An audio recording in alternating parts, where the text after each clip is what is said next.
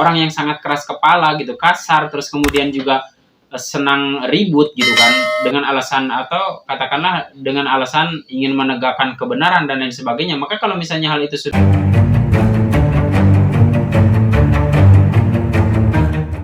Assalamualaikum warahmatullahi wabarakatuh. Salam generasi baru. Teman-teman mungkin apa ya, gimana ya gue ngomongnya. Jadi kita kan sekarang mudah sekali mengakses sosial media, terutama YouTube. Dan di YouTube itu kan banyak sekali informasi atau YouTuber-YouTuber yang memang menyampaikan hal-hal yang sangat berbeda daripada YouTuber yang lainnya gitu kan. Ada pula sih yang sama kan seperti itu ya teman-teman gitu kan. Mungkin sebagian teman atau sebagian teman-teman di luar sana bertanya gitu kan, kalau orang berpendapat seperti ini ideologinya apa gitu kan, atau bahkan mungkin ada juga yang bertanya agamanya itu apa gitu kan. Nah, gue di sini ingin ngebahas tentang ideologi gitu ya teman-teman. Ideologi itu berasal dari kata idea gitu, itu bahasa Inggris gitu kan, artinya itu gagasan, terus kemudian pengertian, terus kemudian ideologi juga. Ideo itu sendiri juga ideologi berasal dari dua suku akar kata ya seperti itu. Yang pertama ideo, yang kedua logi gitu kan. Kemudian menurut bahasa Yunani bukan ideo tapi oida kalau tidak salah gitu. Artinya yang melihat, terus kemudian juga mengetahui seperti itu gitu kan. Sedangkan arti kata logi itu sendiri juga memiliki pengertian, yaitu gagasan kan seperti itu gitu kan. Jadi kalau misalnya dengan ini semua kalau kita simpulkan, berarti ideologi itu adalah sebuah gagasan-gagasan yang memang diakumulasikan dari berbagai pendapat dari yang timbul dari sebuah pengetahuan seperti itu teman-teman gitu kan. Nah, kayak contoh misalnya komunis gitu kan, itu juga ideologi gitu kan. Terus kemudian juga banyaklah hal-hal yang mungkin bisa teman-teman temukan gitu kan. Apa itu ideologi seperti itu gitu kan ya. Nah, ideologi itu sendiri ya seperti itu gitu kan, yaitu kumpulan dari sebuah gagasan-gagasan yang disimpulkan bahwa gagasan itu tuh memang sangat berhubungan dengan kehidupan manusia sehari-hari seperti itu gitu kan.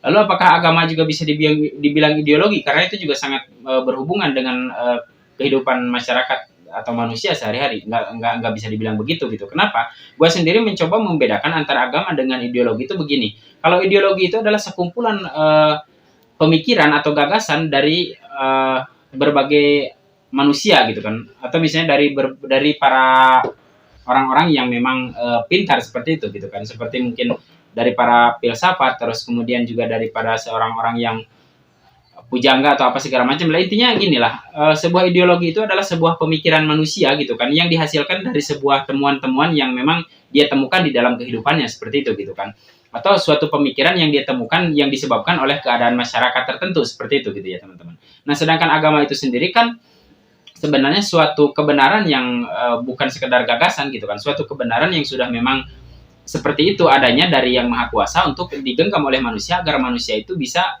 berjalan di atas kebenarannya gitu kan. Nah, dan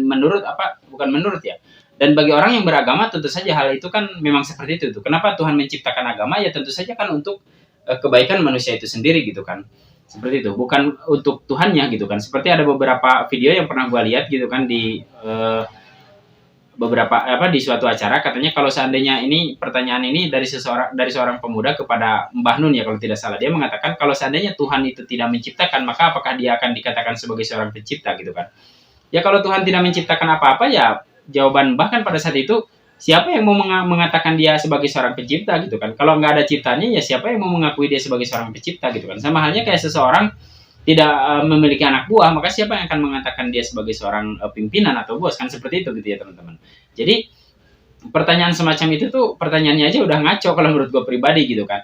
Nah, agama itu sebenarnya adalah suatu bukan suatu gagasan sebenarnya, tapi suatu jalan yang diberikan Yang Maha Kuasa, atau katakanlah suatu aturan yang diberikan yang Maha Kuasa untuk supaya manusia ini bisa hidup dengan baik gitu kan, seperti itu.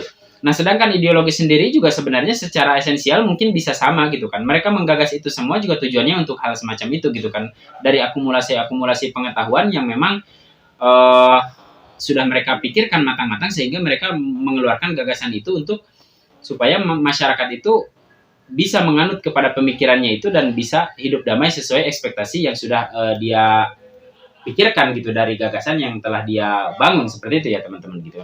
Walaupun pada akhirnya ya itulah gitu kan, ideologi itu akhirnya gagasan yang terkumpul atau pengetahuan-pengetahuan dan pendapat yang terkumpul itu menjadi sebuah ideologi, dan biasa gitu kan, untuk mewujudkannya itu tetap aja gitu kan menimbulkan kekacauan, pertumpahan darah dan sebagainya gitu kan. Dan biasanya hal itu semua apakah karena gagasan yang salah? Belum tentu juga teman-teman gitu kan, atau mungkin ideologinya yang kacau atau mungkin sesat gitu kan. Nah, belum tentu seperti itu teman-teman gitu kan. Karena begini, di dalam agama saja yang sudah sebagai apa, ketika orang begitu sangat meyakini kebenaran suatu agama, dia sudah sangat yakin dengan ayat-ayat itu bahwa ayat itu benar gitu kan. Tapi ketika terjadi kesalahpahaman satu sama lain, maka yang terjadi adalah pertumpahan darah juga kan, seperti itu gitu kan.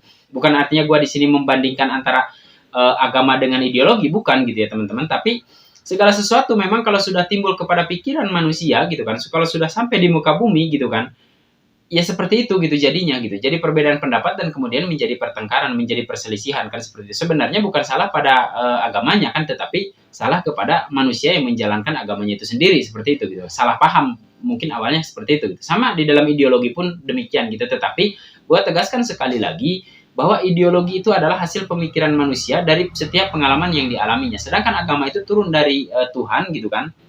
Ini bagi yang beragama aja. Kalau yang bagi yang nggak beragama kan ya silahkan kalian terus mencari gitu kan apa itu agama kan, seperti itu gitu kan. Nah sedangkan bagi yang beragama, agama itu adalah aturan yang sudah ditetapkan oleh Tuhan dan itu sudah baik bagi manusia. Kendati pun menemukan ketidakbaikan dari beragama misalnya, maka itu adalah satu kesalahpahaman dari manusianya itu sendiri gitu kan. Jadi bukan agamanya yang salah, tapi cara beragamanya yang salah gitu kan. Bisa jadi di dalam ideologi pun gitu kan yang sering menimbulkan peristiwa-peristiwa berdarah selama ini di dalam sepanjang sejarah kan, seperti itu juga bukan salah pada ideologinya, bisa jadi gitu kan. Tetapi untuk ideologi ini mungkin lebih tepatnya kita coba pakai filsafatnya Nietzsche gitu, bahwa kebenaran itu adalah kesalahan yang tertunda. Artinya ketika ideologi itu misalnya benar, ketika ditemukan itu benar dan bisa diterapkan, ya mungkin bisa diterapkan pada saat itu gitu kan. Dan tidak berlaku lagi ketika suatu sistem kehidupan di masyarakat itu sudah berubah gitu kan. Maka ideologi itu sendiri sebenarnya harus berubah gitu kan. Mungkin lebih tepatnya ideologi ini semacam apa ya, budaya masyarakat gitu kan, atau mungkin bisa dibilang perilaku masyarakat kan, seperti itu gitu kan, yang menjadi budaya kemudian diyakini akhirnya menjadi agama kan, bisa seperti itu gitu kan. Karena kalau menurut beberapa pendapat, memang dari sebuah pendapat, dari sebuah ideologi, dari sebuah pemikiran yang sudah kadung atau katakanlah terlanjur terbiasa dan sangat lama dilakukan oleh masyarakat, dikagumi oleh masyarakat, dan masyarakat merasa nyaman dengan itu, biasanya akhirnya menjadi suatu agama. Katanya sih beberapa pendapat mengatakan seperti itu gitu kan. Dan hal inilah yang menyebabkan lahirnya berbagai macam agama gitu kan. Dan yang ajaib lagi, sebagian masyarakat di Indonesia masih ada yang memiliki pemikiran bahwa PKI itu adalah agama gitu kan. Dan ya itulah akibatnya kalau kita tidak tahu barang, sebenarnya itu kan sebuah ideologi gitu kan, yang digagas oleh kalau tidak salah Karl Marx kan, seperti itu ya teman-teman gitu kan. Nah PKI itu sendiri juga kalian bisa baca gitu kan, dari mana dan bagaimana itu bisa terlahir seperti itu gitu kan. Lalu bagaimana dengan PKI yang ada di Indonesia? Nah itu lu baca aja sejarahnya gitu baik-baik gitu kan, tapi lu jangan baca dari satu pihak. Kenapa? Karena kalau lu baca dari satu pihak, lu akan terjebak di satu pihak itu sendiri. Tapi kalau misalnya lu baca dari keduanya, maka lu di situ akan mulai berpikir keras, maka lu akan teralihkan nanti kepada agama, lu juga akan teralihkan mungkin kepada filsafat gitu kan, atau ya mungkin pada akhirnya lu juga akan dilema, atau mungkin lu bisa gila ya itu entahlah gitu. Cuman pada intinya kita mengetahui untuk apa ya, untuk mengetahui sesuatu itu coba deh jangan pernah dari satu pihak gitu kan. Kita harus mengetahui dari berbagai pihak gitu kan. Kenapa? Karena dengan kita mengetahui dari dua sisi suatu peristiwa atau suatu sejarah atau suatu cerita gitu kan, kita biasanya akan lebih bijaksana dalam mengambil keputusan. Gue mau di bagian yang mana nih gitu kan. Dan sebenarnya yang benar ini yang mana kan, seperti itu gitu kan. Nah yang benar itu adalah lu jangan pernah mengikuti jalan mereka yang mengakibatkan keburukan, dan lu ambil jalan-jalan yang pernah mereka lakukan, dan itu jika menimbulkan kebaikan. Karena kenapa? Setiap sejarah itu setiap pemikiran dan sejarah yang berdarah yang terjadi pada kehidupan manusia itu pasti ada sisi baik buruknya gitu kan.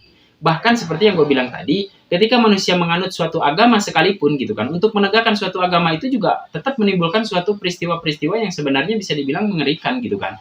Peperangan gitu, pertumpahan darah dan lain sebagainya, seperti itu ya teman-teman. Jadi hendaklah kita berpikir sangat kritis di sini gitu, sangat cerdas gitu kan. Ketahui dari kedua sisi gitu kan. Jangan kita fanatik pada satu sisi tertentu kan, seperti itu. Kenapa? Karena kita akan terjebak gitu. Kalau kita sudah terjebak di situ, maka kita akan menjadi fanatik. Kalau kita sudah menjadi fanatik, seperti yang gue bilang di awal, bahwa fanatik itu sebenarnya kan bentuk bentuk lain dari sebuah kebodohan itu sendiri gitu. Kenapa bodoh? Karena kita memiliki kesempatan yang bisa bisa mengetahui gitu kan dari kedua sisi. Kenapa kita hanya mengetahui satu sisi saja gitu kan. Nah, akibat kita hanya tidak kita mengabaikan satu sisi lain, maka kita hanya mengetahui satu sisi lain gitu. Akibat kita hanya mengetahui sisi lain, maka kita jadinya merasa bahwa sisi ini udah benar gitu kan. Padahal dari sisi lain juga kita banyak hal-hal yang bisa kita temukan.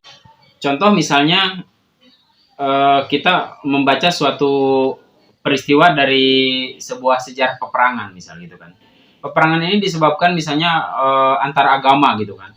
Kalau kita hanya menganut kepada sejarah peperangannya gitu kan, kita hanya melihat sisi pertempurannya, kita hanya melihat sisi pertumpahan darahnya gitu kan, maka bukan tidak mungkin kita kalau enggan melihat atau menganalisa penyebabnya atau sebab akibatnya gitu kan, terus kemudian kalau enggak kita misalnya lebih tendensi pikirannya kepada satu pendapat tertentu, maka bukan tidak mungkin dengan beragama kita akan menjadi orang yang sangat keras kepala gitu, kasar, terus kemudian juga senang ribut gitu kan, dengan alasan atau katakanlah dengan alasan ingin menegakkan kebenaran dan lain sebagainya. Maka kalau misalnya hal itu sudah bersarang pada pikiran kita, ngapain kita beragama kan, seperti itu.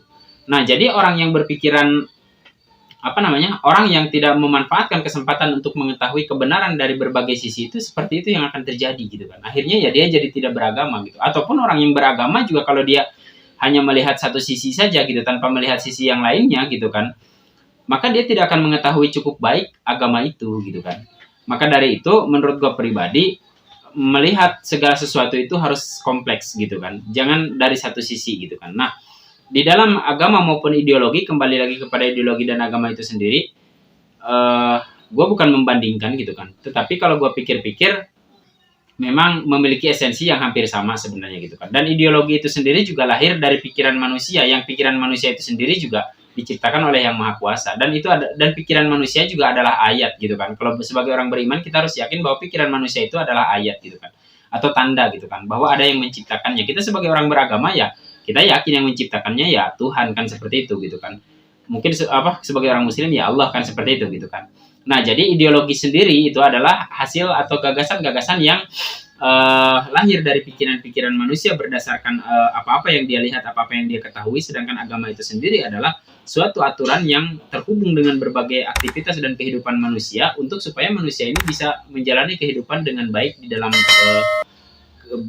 menjalankan tugasnya sebagai manusia gitu kan. Nah, jadi teman-teman, pesannya dari gua adalah kita jangan pernah kita jangan menyia-nyiakan kesempatan kita untuk mengetahui banyak hal di dunia ini gitu kan. Apapun itu gitu kan, kita harus belajar juga adil terhadap diri sendiri, melihat segala sesuatu itu harus kompleks dan melihat dari berbagai sisi, seperti itu gitu. Kalau misalnya kita tidak melakukan hal itu, maka kita akan menjadi orang yang seperti yang gue bilang tadi gitu kan, hanya cenderung kepada satu sisi, dan akhirnya kita menjadi orang yang fanatik, dan itu tidaklah baik bagi diri kita sendiri kan, seperti itu teman-teman. Oke, semoga dengan ini bisa memicu keinginan teman-teman untuk lebih senang lagi membaca, untuk lebih senang lagi belajar gitu kan, untuk lebih senang lagi melihat segala sesuatu dari berbagai sisi gitu kan. Dan kita tidak terjebak lagi kepada sebuah cerita-cerita yang tidak jelas, kemudian kita yakin dan udah jelas gitu aja gitu, merasa cukup gitu. Jangan seperti itu ya teman-teman gitu kan. Kenapa? Karena dengan apa yang gue sampaikan sekarang ya itu gitu kan, gue juga berangkat dari keanehan-keanehan yang gue temukan di masyarakat gitu. Seperti misalnya anehnya itu masyarakat kenapa menganggap bahwa PKI itu adalah suatu agama gitu. Ada juga yang mengatakan bahwa Cina itu adalah agama gitu kan. Itu jujur aja masih ada orang yang berpikir bahwa Cina itu agama gitu, bukan suatu suku bangsa kan gitu kan. Kan ini gimana gitu, kacau gitu kan. Ini udah lebih dari kacau kan menurut gue gitu kan.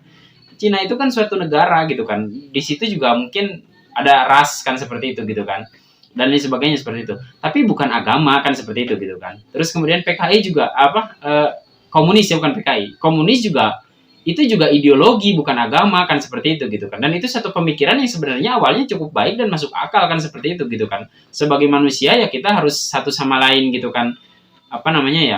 Suka, kita harus merasakan suka gitu kan. Harus sama-sama merasakan suka gitu kan. Terus kemudian duka kita harus sama-sama merasakan duka kan, seperti itu gitu kan. Seia sekata atau lain sebagainya gitu kan. Awalnya kan dari situ kalau menurut gua gitu kan.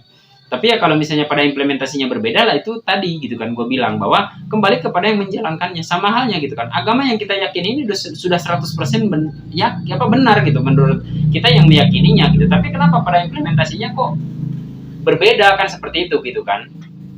Jadi itu semua terjadi ya karena yang menjalankannya gitu, yang memegangnya gitu. Apakah misalnya ideologi ketika dijalankan dengan baik akan menghasilkan kehidupan yang baik, ya bisa jadi gitu kan. Tapi itu semua juga harus dilengkapi gitu dengan sisi-sisi lain, seperti misalnya dilengkapi itu dalam arti harus dikolaborasikan gitu loh, antara mana ideologi gitu, mana kesepakatan bersama secara umum untuk kehidupan sosial, dan mana agama, kan seperti itu. Nah, kenapa hal itu harus dilakukan? Ya karena ibaratnya ada mungkin beberapa pendapat masyarakat atau penggagas sebuah ideologi itu mungkin bertentangan dengan suatu agama tertentu gitu, maka hal itu harus mau nggak mau harus harus dikolaborasikan dan harus menghasilkan hal yang positif seperti itu gitu kan.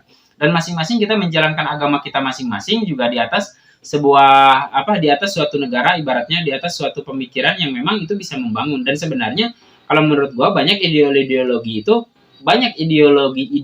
itu yang juga terlahir sebenarnya tidak secara langsung, mungkin saja memang ada di dalam kebenaran-kebenaran suatu agama kan gitu kan, atau kebenaran-kebenaran di dalam Al-Quran gitu. Cuman kebanyakan dari kita mungkin membaca Al-Quran ya cuma sebatas itu aja gitu, kita baca terus kemudian kita pindahkan bahasanya dari Arab ke Indonesia, terus kita seperti itu gitu. Padahal kalau kita gali lebih dalam, barangkali cocok dengan beberapa ideologi gitu kan.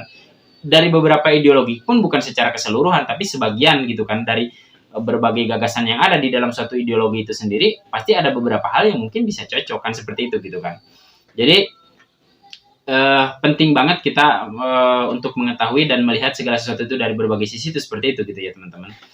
Nah, oke, mungkin itu aja dulu yang bisa gue sampaikan. Terima kasih sudah menyimak. Wassalamualaikum warahmatullahi wabarakatuh.